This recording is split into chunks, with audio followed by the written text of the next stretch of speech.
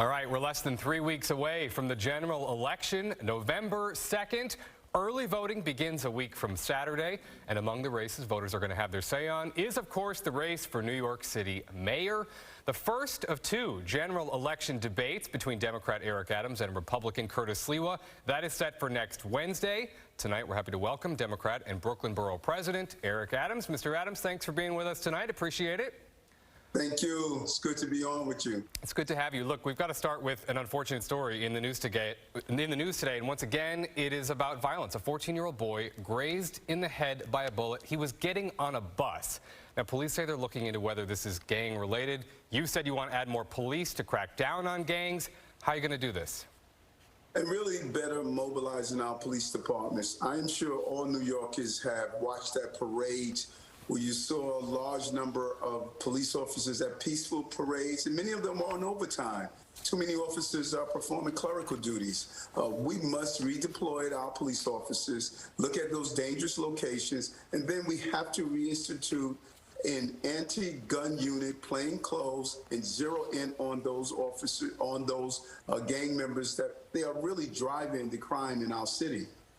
On the subject of police, your opponent, Curtis Sliwa, was on here last night. He says the city needs to do a better job of lifting the morale of police officers. Do you agree with him on that? Day one, I'm going to visit my precincts and tell my officers, I have your backs. I know what it is to wear that bulletproof vest to protect children and families in the city.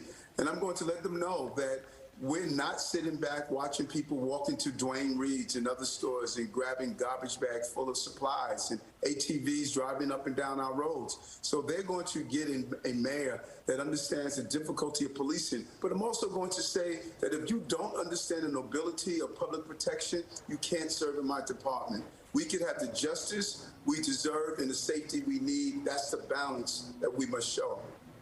Okay, let's talk about the ongoing issues at Rikers. Yesterday, Governor Hochul said more than 200 women and transgender inmates are going to be moved to other facilities to ease staffing concerns. I'm curious what your reaction is to this move. A smart move. There's several rivers that are leading into the ocean of despair at Rikers Island. One of them, I believe we can do a better job in our court system. It is taking far too long to find out if a person is guilty or innocent. Second, we have to stop the just overly aggressive and misuse of probation violations. There's a better way to do it. Third, let's get people upstate where they're supposed to serve their time and do it in an expeditious fashion. But we also have to protect those officers. I often hear about the inmates, but we fail to talk about the correction officers who are assaulted, human waste thrown on them, not treated fairly. I want to make sure those men and women are also given the protection they deserve.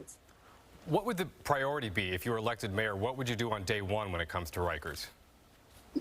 Clearly start to move out those who should not be there out of the location, make sure we have adequate manpower. When I walked through Rikers Island several weeks ago, there were several cell blocks where you had no officers assigned at all. That can't happen. Prisoners should be able to serve their time safely, and officers should be able to do their role as officers safely. You have a small number of officers, a small number of prisoners who are extremely violent and dangerous. We need to zero in on them and move them into another part of the jail where they can be monitored successfully. Okay. I want to talk about schools briefly. We've just got a few seconds left. The current mayor is initiating a complete overhaul of the gifted and talented program, phasing it out. Even prior to that announcement, though, you said you would do the opposite. You would expand it.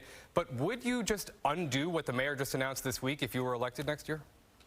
Well, it's not even undoing because he's talking about implementing his changes in the year when there's a new mayor. So it's not undoing, it's just moving forward with the clear vision. I want to reserve my right to look at the program. I'm a big believer in expanding. It was unfair before. It was discriminatory towards certain communities. We had school districts where there were no gifted and talented programs, not enough seats. And testing at 4, I would allow all students to opt out, not have to opt in. And just really quickly, can I get a yes or no here? Would you consider vaccine mandates for students? Only if FDA approved them. I won't do it for those under 11. It's not approved by the FDA. But if approved, you would consider it. Okay. Yes, I would. Eric Adams, mayoral candidate, we appreciate you being with us tonight. Thank you very much, sir. Thank you. Take care. All right, thank you. You too.